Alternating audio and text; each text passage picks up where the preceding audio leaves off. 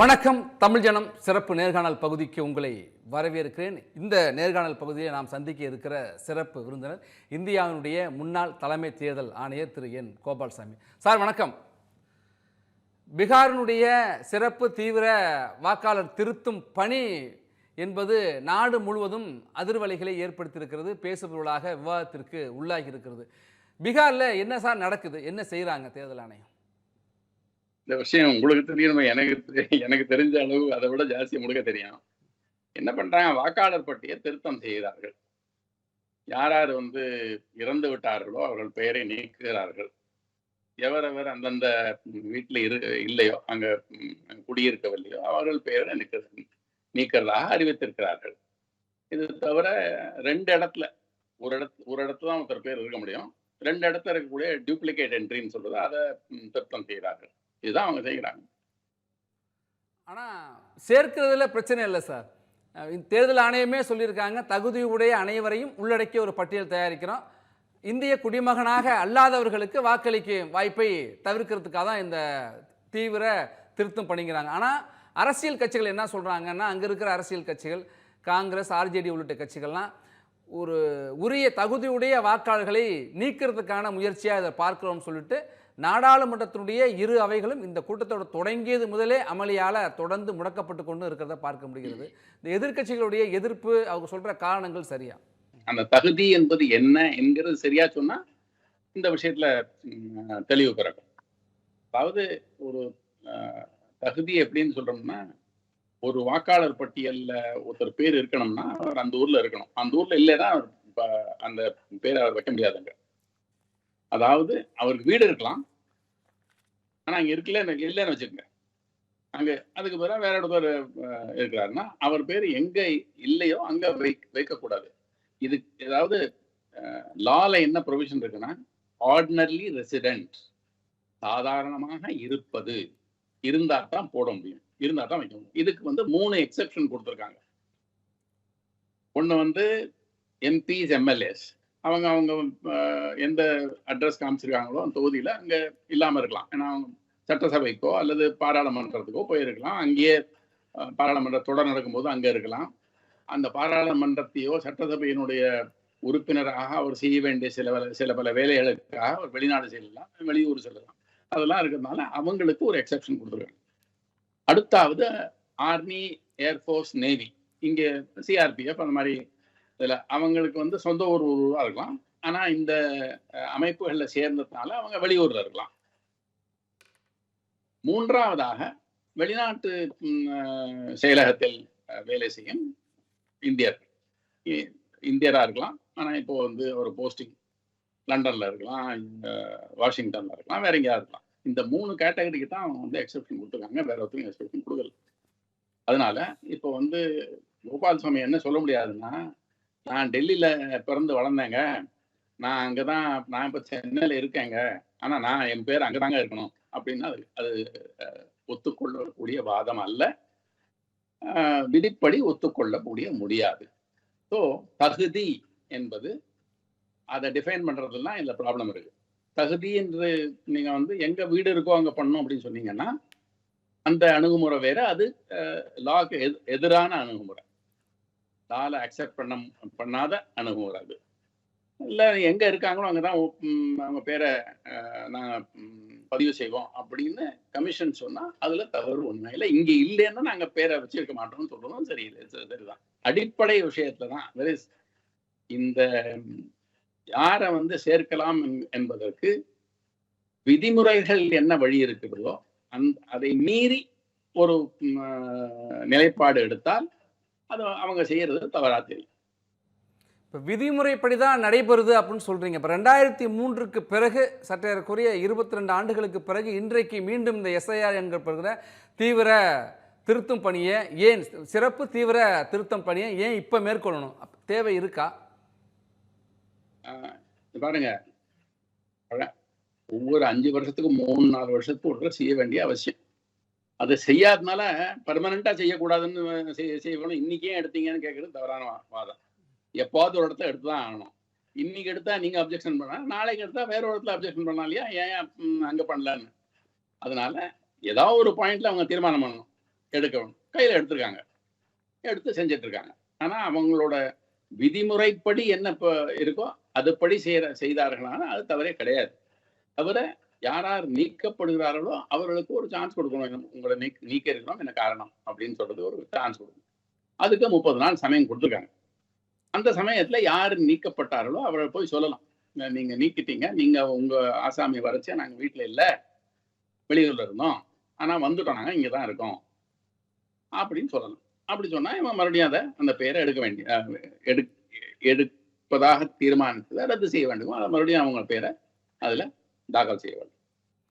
Sir, ஒரு இந்திய குடிமகன் தன்னுடைய ஒரு வாக்காளர் பட்டியலில் தன்னுடைய பெயரை சேர்ப்பது அவர் வசிப்பிடத்தின் அடிப்படையில் முன்னுரிமை கொடுக்கணுமா, பூர்வீகத்தின் அடிப்படையில் முன்னுரிமை கொடுக்கணும்? எங்க இருக்காங்களோ அங்கதான்.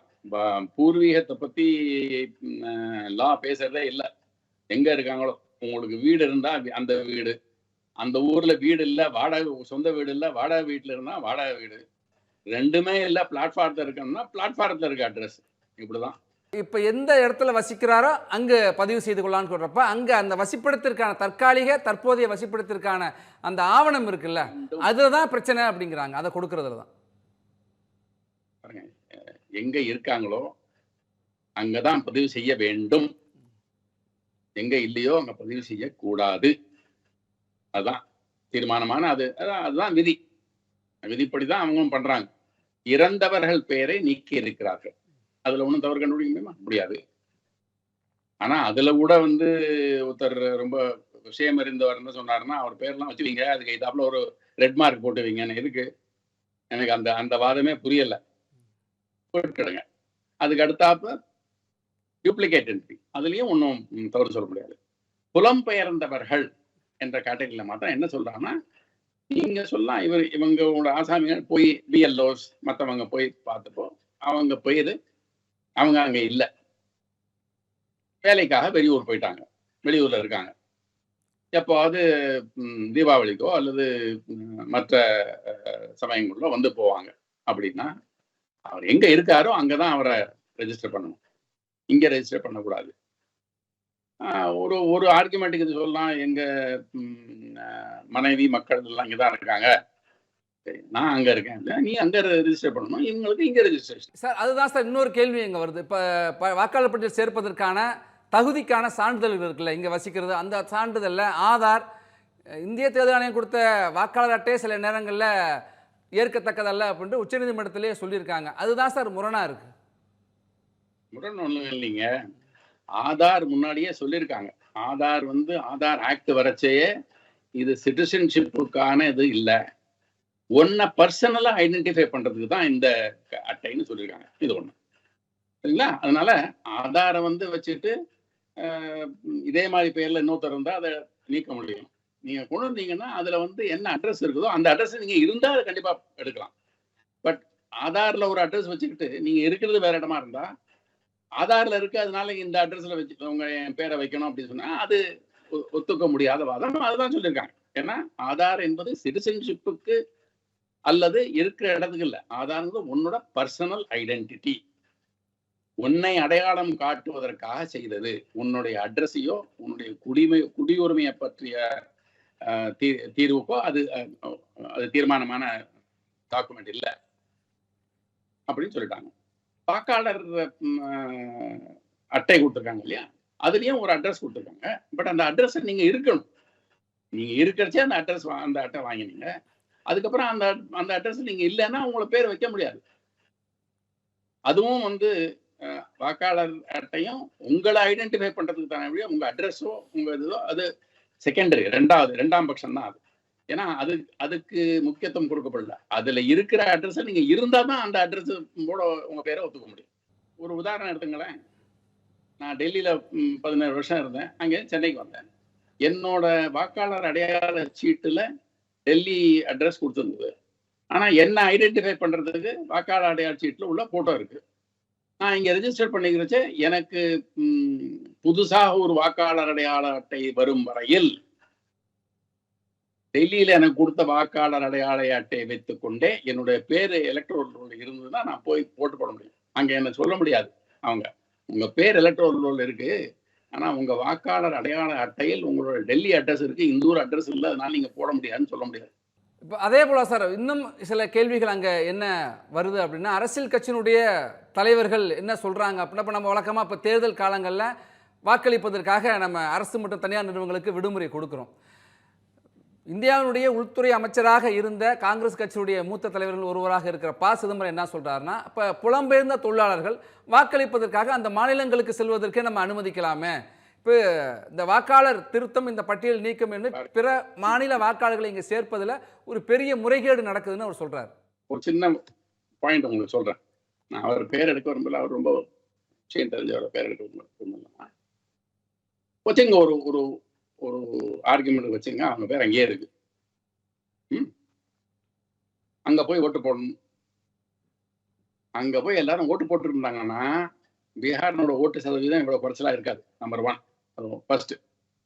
2வது, இவங்க பேர் இங்க இல்ல, அவர் இங்க ஆளு இங்க இல்ல, பேர் இங்க இருக்குன்னா அதுக்கப்புறம் அடுத்த ஏன்னா தீங்கு அதுல இருந்து ஆரம்பிக்கும். இவங்க எல்லாம் பிடிச்சி கொண்டு போறதுக்கு பணம் கொடுப்பாங்க. ஏற்கனவே ஓட்டு போடுறதுக்கு நம்ம ஊர்லாம் பணம் கொடுக்க ஆரம்பிச்சிட்டாங்க நிறையா. ஏன்னா அடுத்தாப்புல இவர் இந்த ஊர்ல இருந்து அந்த ஊருக்கு போறதுக்கு பணம் கொடுக்கணும். ஸோ இதெல்லாம் அவாய்ட் பண்றதுக்கு தான் எங்க நீ இருக்கியோ அங்கதான் உங்களோட பேரை பதிவு செய்யணும் இருக்கு. நீங்க இப்போ தவறா பதிவு செஞ்சு அங்கேயே இருக்க விடுங்க அப்படின்னா இவர் போகணும். போறதுக்கு இவர் சோம்பப்பட்டு இவர் என்ன பண்ணாரு, எனக்கு பணம் கொடுத்தா நான் போறேன் பாரு. அதனால அந்தந்த தொகுதியில உள்ள யாரு அந்த தொகுதியில எலெக்ஷன் நிக்கிறாரோ அவர் எல்லாருக்கும் பணம் கொடுக்கணும். ஏற்கனவே அவர் நொந்து நூடுலா போயிருக்காரு.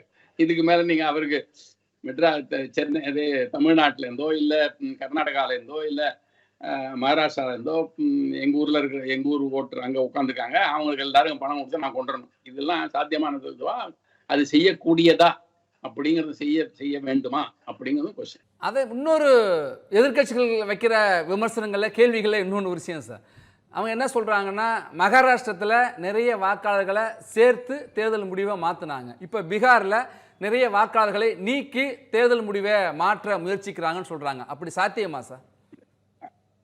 பாருங்க, இந்த மாதிரி சமாச்சாரத்துக்கெல்லாம் நான் பதில் சொல்ல முடியாது. நீங்க தோத்தா ஒரு காரணம், ஜெயிச்சா இன்னொரு காரணம், அப்படிலாம் பண்ணீங்கன்னா அதுக்கு அர்த்தமே கிடையாது. அதுக்கு ஒருத்தரும் பதிலும் சொல்ல முடியாது. அங்க நீக்கினாங்க, இங்க போட்டாங்க.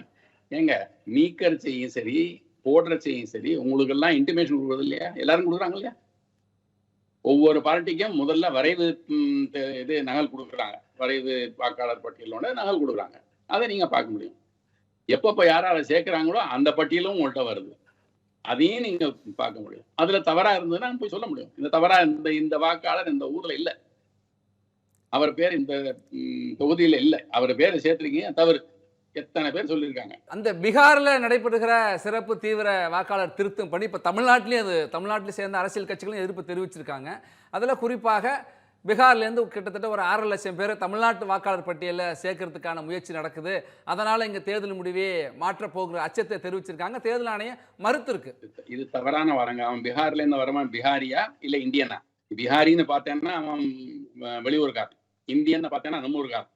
இந்த மாதிரி வாதங்கள் ஆரம்பிச்சா இன்னொரு வாதம் பண்ண முடியும். இப்போ மகாராஷ்டிரால இருக்கிற எல்லா தமிழர்களையும் அவங்க மகாராஷ்டிரா சொல்லிடலாம், நீங்கெல்லாம் போங்க தமிழ்நாட்டுக்கு, இங்க இருக்காதுங்க, இந்த ஊரில் நீங்க ஓட்டு போட்டீங்களா எங்களோட பாலிடிக்ஸோட உங்களுக்கு ஒன்றும் புரியாது, நீங்க ஏதாவது குளறுபடி பண்ணுவீங்க, அதனால நீங்கெல்லாம் போங்க வெளியூர். இந்த மாதிரி ஒவ்வொரு ஸ்டேட்டும் ஆரம்பிச்சா என்ன ஆகும்? இது நியாயம் ஒண்ணுமில்ல. எத்தனை பேர் பெங்களூர்ல தமிழ்காரங்க வசிக்கிறாங்க. அடுத்தாப்புல அங்க இருக்கிற தமிழ்காரங்கெல்லாம் சொல்லலாம், நீ தமிழ்நாட்டுக்கு போய் அங்க ஓட்டு போறீங்க, இங்க ஏன் வர, இங்க ஏன் வாங்கி இருக்காதப்போ சொல்லலாமா? அதே மாதிரி இங்க இருக்கிற பெங்களூர்காரங்களையோ இல்ல வெஸ்ட் பெங்கால்காரங்களையோ இல்ல மற்ற ஸ்டேட்ஸ்ல இருந்து வர்றவங்களையோ, நீங்க இங்க இருக்காதீங்க, உங்களுக்கு இதை பத்தி ஒன்றும் தெரியாது, போங்க. எத்தனையோ வருஷமா இங்க இருக்காங்க. சவுகார்பேட்டை பூரா இருக்கவங்க எல்லாம் நான் தமிழ்காரங்களா இல்லையா? இப்போ அவங்க தமிழ்காரனா மாறிட்டாங்க. அதர்வைஸ் அவங்க எல்லாம் குஜராத்தி மார்வாரி எல்லாம் இருந்திருக்காங்க இல்லையா? ஸோ அவங்க எல்லாம் குஜராத்தி மார்வாரி இல்லை, அவங்க எல்லாம் இந்தியர்கள். அதனால இந்தியனா இந்த நாட்டுல எந்த இடத்துல வேண்டாம் வசிக்கக்கூடிய உரிமை அவர்களுக்கு இருக்கு. எங்க வசிக்கிறார்களோ அங்க அவர்களுடைய பேரை பதிவு செய்ய வேண்டிய கடமை எலெக்ஷன் கமிஷனுக்கு. இப்போ அது அந்த எண்ணிக்கை குறைவாக இருந்து ஒரு தொகுதிகளில் முடிவை தீர்மானிக்கிறதா இருந்தால் பிரச்சனை இல்லை. ஒரு மாநிலத்தினுடைய முடிவையே பிற மாநில வாக்காளர்கள் புலம்பெயர்ந்த தொழிலாளர்கள் மாற்றுவதாக இருந்தால் அப்போ அந்த மாநிலத்துடைய நலன், அந்த மாநிலம் சார்ந்த விஷயங்கள் பாதிக்கப்படும் அப்படின்னு அரசியல் கட்சிகள் முன்வைக்கிறாங்க. இதைத்தாங்க நான் சொல்றேன். தமிழ்நாடு என்ன தனி தீவா? அது இந்த நாட்டினோட பகுதி இல்லையா? அவன் வரவன் என்ன இந்தியன் இல்லையா? இந்தியன் தானே. அவனுக்கு சொல்லுங்க, நீங்க உங்களோட பாலிட்டி தான் அவன் சொல்லுங்க. ஒன்றும் இல்லை, நீங்க டெல்லியில இருக்கிற தமிழ்காரங்களோட யாருக்கு ஓட்டு போடணும் அங்கதான் ஓட்டு போடுறாங்க. ஆனா இங்கேருந்து போய் சொல்றீங்கல்ல அவங்கள்ட்ட, இங்கேருந்து தலைவர்கள் அங்க போறாங்க, அவங்கள்ட்ட பேசி நீங்க இன்னாருக்கு ஓட்டு போடுங்க, அன்னாருக்கு ஓட்டு போடுங்க. அதே மாதிரி பாம்பேல போடணும். அதே மாதிரி வட மாநிலத்தவர்கள் இங்க இருக்கிறாங்க, அவங்களோட ஓட்டை கவர்றதுக்கு வட மாநிலத்து தலைவர்களை இங்க வரவழைக்கிறார்கள். இப்படிதான் நடக்குது இல்ல? அப்படி இருந்துச்சு அந்த கேள்வி கேட்கலாமா? இங்க என்னமோ மாறி போயிடும்னு. என்னத்த மாறி போங்க? மனசுதான் மாறணும். உங்க மனசுல இந்த மாதிரி எண்ணங்களே இருக்கக்கூடாது. எல்லாரையும் நீங்க இந்தியன்னு கனெக்ட் பண்ணீங்கன்னா இந்த பிரச்சனையே வராது சார். அதே நேரத்தில் நாடாளுமன்றத்தில் இந்த பிரச்சனையை விவாதிக்கணும் அப்படின்னு சொல்லி எதிர்க்கட்சிகள் தொடர்ச்சியாக முழக்கத்தை வைக்கிறாங்க. அது எனக்கு சம்பந்தம் இல்லைங்க. அது எனக்கு சம்பந்தம் இல்லை. நாடாளுமன்றத்தில் என்ன பண்ணுங்கிறது நான் அதை பத்தி நான் ஒரு அபிப்பிராயம் சொல்ல முடியாது. இல்லை, இப்போ நான் என்ன கேட்க வந்தேன்னா, தன்னாட்சி அதிகாரமுடைய தேர்தல் ஆணையத்தை குறித்து நாடாளுமன்றத்தில் விவாதிக்க முடியாது, ஆனால் தேர்தல் சீர்திருத்தமோ தேர்தல் நடைமுறை மாற்றம் என்பது குறித்து விவாதிக்கலாம்னு மத்திய அமைச்சர் சொல்றார், நாடாளுமன்ற விவகாரத்துறை அமைச்சர் சொல்றார். இப்போ உங்கள் பார்வையில் நடைமுறையில் அல்லது தேர்தல் சீர்திருத்தம் தேவை என்ற நிலை இருக்கா? இது பொலிட்டிக்கல் கொஸ்டின், பொலிட்டிக்கல் ஆன்சர். இதுக்கெல்லாம் நான் பதில் சொல்ல முடியாது. நாடாளுமன்றத்தினுடைய மக்களவை எதிர்க்கட்சி தலைவர் என்ன சொல்றாரு அப்படின்னா, தேர்தல் ஆணையம் ஒரு கட்சி சார்பாக ஓட்டை மாற்றுவதற்கு பயன்படுகிறது. தேர்தல் ஆணையத்தின் மீது நிறைய குற்றச்சாட்டுகளை வச்சிருக்காங்க. இப்போ சமீப காலங்களில் பார்க்கிறப்ப தேர்தல் ஆணையத்தின் மீதான குற்றச்சாட்டுகள், புகார்கள் அதிகமாக பொது வெளியில வைக்கப்படுது. இது ஆரோக்கியமானதா, சரியா? ஆரோக்கியம் இல்லை. ஆனா நம்ம எல்லாம் ஒரு மனநிலைக்கு வந்துட்டோம். நான் ஜெயிச்சா என்னோட முயற்சியில் நான் ஜெயிச்சேன், நான் தோத்தா என்ன எலெக்ஷன் கமிஷன் தோக்கடிச்சிச்சு. இந்த மாதிரி ஒரு மனநிலைக்கு வந்ததுக்கு அப்புறம் இதுல என்ன வேற என்ன சொல்ல முடியும் சொல்லுங்க. இப்ப அரசியல் கட்சிகள் வைக்கிற அந்த குற்றச்சாட்டு இருக்குல்ல சார், ஒரு சீர்திருத்தம் தேவைன்னு சொல்றாங்க. நீங்கள் தலைமை தேர்தல் அதிகாரியாக பணியாற்றி அந்த காலம் சரி, இந்த காலம் சரி, சீர்திருத்தம் தேவையா? சீர்திருத்தம் பாருங்க, எந்த விஷயத்துல நீங்க சொல்லலையே சீர்திருத்தம்? எதை பத்தி சொல்லலைங்க. நான் சீர்திருத்தம் சொன்னீங்க, அதை பத்தி சொல்றேன். 1998 இருந்து பல சீர்திருத்தங்கள் செய்ய வேண்டியதற்கு எலெக்ஷன் கமிஷனும் சரி, மற்றவர்களும் சரி, கவர்மெண்ட்டை பெட்டிஷன் கொடுத்துருக்காங்க, பேப்பர்ஸ் கொடுத்துருக்காங்க. எல்லாம் தூங்கிக்கிட்டு இருக்குது. எந்த ஆட்சியிலும் இது நடைபெறல. எந்த ஆட்சியிலையும், அதுல ஒரு கட்சி இன்னொரு கட்சி நான் சொல்ல வரல, எந்த ஆட்சியிலையும் சீர்திருத்தங்கள் வரல. இன்னொன்னு ஒரு தகவல் உங்களுக்கு சொல்றேன். இந்த 70 ஆண்டுகளில் எலெக்ஷன் ரிலேட்டட், அதாவது இதுக்கான சீர்திருத்தங்கள் என்று சொல்லக்கூடிய வகையில் என்னென்ன செய்யப்படுதோ 30-40 பண்ணிருக்காங்க. அது உங்களுக்கு ஆச்சரியமா இருக்கும். அதுல 3 தான் பார்லிமெண்ட் செஞ்சது. மற்றதெல்லாம் பார்லிமெண்ட் செஞ்சது, ஆனா அதாவது ஒரு ப்ரொசீஜரல், அவ்வளவுதான். சப்ஸ்டான்டிவ்னு ஒரு உண்மையான முன்னேற்ற பாதையில் செல்லக்கூடிய ஒரு சீர்திருத்தம் அப்படின்னா 3 தான் பண்ணாங்க 70 வருஷத்துல. இதை விட இவங்க செஞ்சதை விட கோர்ட்டுகள் ஆர்டர் மூலமாக செய்யப்பட்ட சீர்திருத்தங்கள், election related reforms are much more, மிகவும் அதிகமானது. பொலிட்டிக்கல் பார்ட்டிஸ் சீர்திருத்தம் வேணும்னு சொல்றாங்க, ஆனா இதுவரையில ஒன்றும் செஞ்சதில்லை. ஒன்றும் அரசியல் கட்சிகள் தேர்தல் நிலவரம். சார் முடிச்சிருங்க. அதுதான் உண்மையான நிலவரம். அதாவது இவங்க சொல்றாங்க பண்ணணும்னு, ஆனா பண்ணது என்னமோ ரொம்ப குறைச்சல் தான். அரசியல் கட்சிகள் தேர்தல் களத்தில் சந்திக்கிறாங்க, தேர்தல் ஆணையத்தை தான் நம்பி இருக்கிறாங்க. ஆனால் தேர்தல் காலங்களில் அல்லது தேர்தல் முடிவுக்கு பிறகு அதிகமாக விமர்சனத்துக்கு உள்ளாவதும் தேர்தல் ஆணையமாகத்தான் இருக்கு. இப்போ ஆளுங்கட்சி, அப்போ ஆளுகின்ற மத்தியிலோ மாநிலத்தோ ஆளுகின்ற கட்சிக்கு சாதகமாக செயல்பட்டு விட்டதுங்கிற குற்றச்சாட்டு வருது இல்லை? இது இப்போதான் வருதா இல்லை எப்பயுமே இருக்கா சார்? அடிக்கடி வரும், இப்போ கொஞ்சம் கூட வருது. பீகாரில் சார் இந்த சிறப்பு தீவிர திருத்தம் குறித்து வரைவு வாக்காளர் பட்டியலை வெளியிட்டாங்க ஆகஸ்ட் 1ஆம் தேதி. 1 வார காலம் ஆயிருக்கு. இதுவரைக்கும் தனிநபர்கள் தான் சேர்க்கல் நீக்கல் குறித்து விண்ணப்பிச்சிருக்காங்க. அரசியல் கட்சிகளிலிருந்து இந்த நிமிடம் வரை ஒரு கோரிக்கை கூட வரவில்லை. முறையீடோ புகாரோ இது வரைக்கும் வரல அப்படின்னு தேர்தல் ஆணையம் அதிகாரப்பூர்வமாக அறிவிச்சிருக்கு. ஆனால் அரசியல் கட்சிகள் நாடாளுமன்றத்துக்கு உள்ளாயும் வெளியேயும் எதிர்த்து போராட்டங்கள் நடத்திட்டு இருக்காங்க. ரெண்டு முரணா இருக்க ஏன் சார்? முரண் இல்லதுல அரசியல் தனிநபர் வந்து உடனே தாக்கல் செய்ய முடியும்.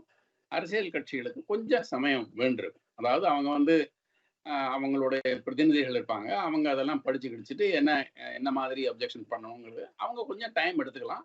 அதனால ஒரு வாரத்துக்குள்ள வரலைங்கிறதுனால அவங்க ஒன்றும் பண்ணலைன்னு சொல்ல முடியாது. இன்னொரு ஒரு வாரம் பொறுத்து பார்த்தீங்கன்னா அவங்க தரப்புல என்ன சொல்லணுமோ அதை சொல்லுவாங்க அப்படின்னு நான் நினைக்கிறேன். மக்களவை எதிர்க்கட்சி தலைவர் செய்தியாளர் சந்திச்சார் தான். செய்தியாளர் சந்திச்சு சொல்றப்ப நிறைய பட்டியலிடுறார். தேர்தல் ஆணையத்துக்கு எதிராக நிறைய குற்றச்சாட்டுகளை முன்வைக்கிறார். தேர்தல் ஆணையம் ஆளுகின்ற கட்சிக்கு, அதாவது மத்தியில் ஆளுகிற கட்சிக்கு ஆதரவாக இருக்கு அப்படின்னு ஒரு குற்றச்சாட்டை வைக்கிறாரு. கர்நாடகத்தில் நிறைய வாக்காளர்களில் ஒரே தொகுதியில் ஒரே பேர் உள்ளவர் பல இடங்கள்லாம் சேர்த்துருக்காங்க அப்படிங்கிறதெல்லாம் வெளியிட்டிருக்காரு. அப்புறம் தேர்தல் ஆணையம் வந்து தன்னாட்சி பெற்ற அமைப்பு, தன்னிச்சையாக செயல்படலை அப்படின்னு சொல்றாரு அவர். அதில் எலெக்ஷன் கமிஷன்னா பதில் சொல்ல கொடுங்க. அதில் நான் பதில் சொல்றது சரிப்பட்டு வராது. ஏன்னா இவங்க ஏதாவது வித் ப்ரூஃப் கொடுத்துருந்தாங்கன்னா அதை பத்தி விசாரிச்சு பதில் சொல்ல வேண்டிய கடமை எலெக்ஷன் கமிஷன். தேர்தல் வாக்காளர் பட்டியலில் பெயர் சேர்க்கிறது தான் சார் இப்போ பிரச்சனையா இருக்கு.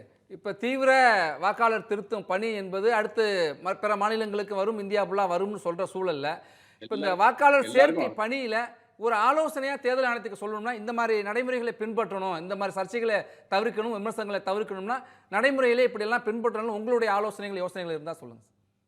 இதுல ஒரு ஆலோசனையும் கொடுக்க மாட்டாங்க. லா இஸ் வெரி கிளியர். என்ன விதிமுறைகள் படி செய்ய வேண்டும் அதுதான் சொல்ல முடியுமே, வேற ஒன்றும் சொல்ல முடியாது. விதிமுறைகள் ரொம்ப தெளிவாக இருக்கின்றன. அதனால அதுக்கு ஒன்றும் அட்வைஸ் கொடுக்க வேண்டிய அவசியமே இல்லை. வழக்கமா சார் ஒவ்வொரு ஆண்டுமே 2-3 முறை தேர்தலுக்கு முந்தைய காலம் வரை வாக்காளர் வரைவு பட்டியலை வெளியிடுறோம், திருத்த பணிகள்லாம் மேற்கொள்றாங்க. அப்படி மேற்கொண்டிருக்கிற சூழல்ல இந்த எஸ்ஐஆர் என்கிற தீவிர திருத்தம் பணியும் சிறப்பு தீவிர திருத்தம் பணியும் தேவையா சார்? அவசியமா? கண்டிப்பா அவசியங்க. ஏன்னா நீங்க ஒண்ணும் இல்லை பாருங்களேன். இப்போ பீகார்ல வரைவு பட்டியல் வெளியிட்டாங்க. 2.5 லட்சம் பேர் செத்து போனவங்க பேர் இருக்குன்றாங்க.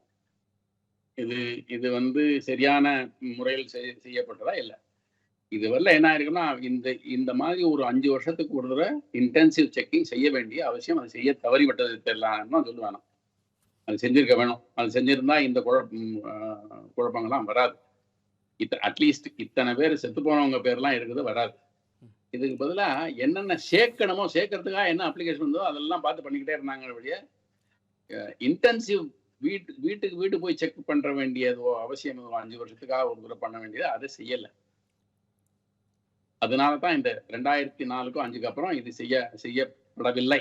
அதனால இந்த ப்ராப்ளம் வந்திருக்கு. அதர்வைஸ் இது ஒண்ணு. ரெண்டாவது, இந்த அளவு ஒரு உதாரணம் ஒன்று சொல்றேன். தமிழ்நாட்டில் அட்மினிஸ்ட்ரேஷன் பெட்டர். அதனால என்ன ஆகும்னா அங்க பாத்தீங்கன்னா இத்தனை அளவுக்கு இறந்து போனவர்கள் பெயர் இருக்காது. ஏன்னா அந்தந்த கிராமத்தில் உள்ள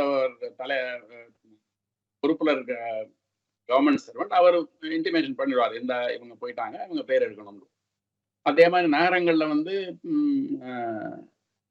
கார்பரேஷன்லயோ முனிசிபாலிட்டிலயோ அந்த இன்ஃபர்மேஷன் வரும், யார் இறந்து போயிட்டாருன்னு. அவர் அந்த தாசில்தாருக்கு எலக்ட்ரல் ரெஜிஸ்ட்ரேஷன் ஆஃபீஸர் அவருக்கு இன்டிமேட் பண்ணாங்கன்னா அவர் அதை ஆக்ஷன் எடுப்பார்.